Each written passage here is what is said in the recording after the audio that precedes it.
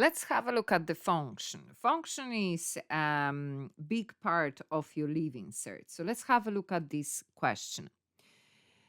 F and G are two functions of x belong to R, basically meaning that all values of x are included. Define as follow. So we can see function f, and that is just a linear function. How do I know? Because it's just x and no power, or power of 1.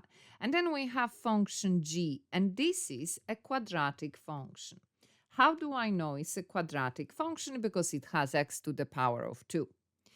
And then they are telling us to find this. So I need to understand, I need to be able to read and comprehend what they want me to do.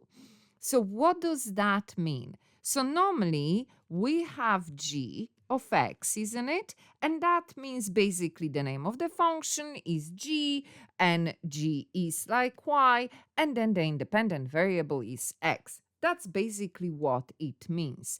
But here in the bracket, instead of x, so oops, I didn't want such a big one.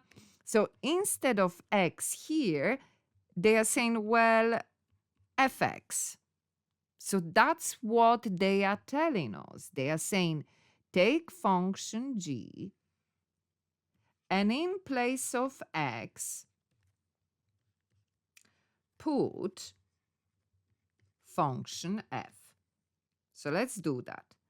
So I have x here. If I remove that x and then I put in that place function f, which is 6x minus 5.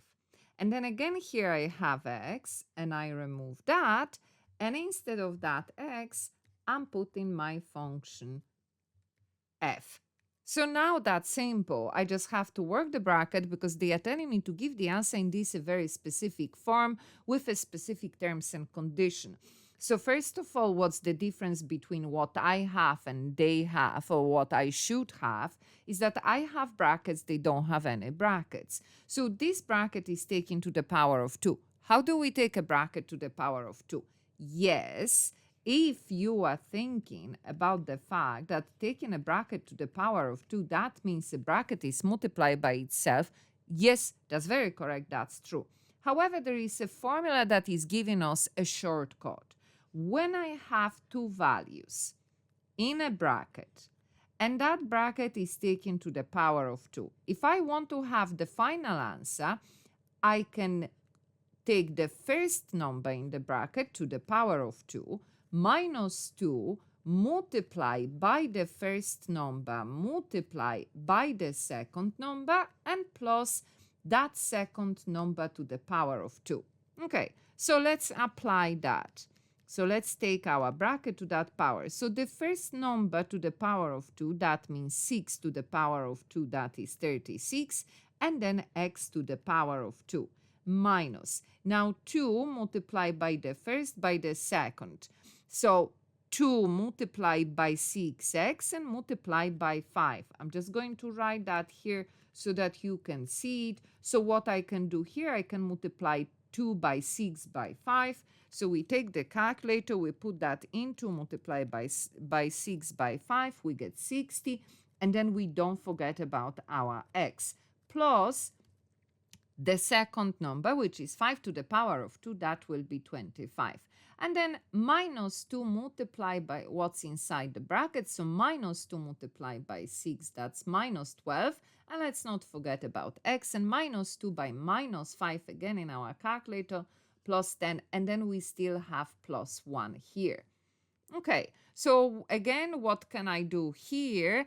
I have one value with x to the power of 2, two of them with x, and then I have 3 numbers. So we can add all those values together. So 36x to the power of 2. The next is the value with x. So again, we put in our calculator minus 60, minus 12, we press equal, we get minus 72x. And then we put those 3 values, 25 plus 10 plus 1. And then we press equal, and we get is 35. Oh, my apologies, I put that wrong in my calculator. It's 36, not 35. So that is our final answer. That's the value of function g, and instead of x, we replace x with function f. Not very complex. However, we need to know how to do that. Those type of questions now and then do show up on our leaving cert.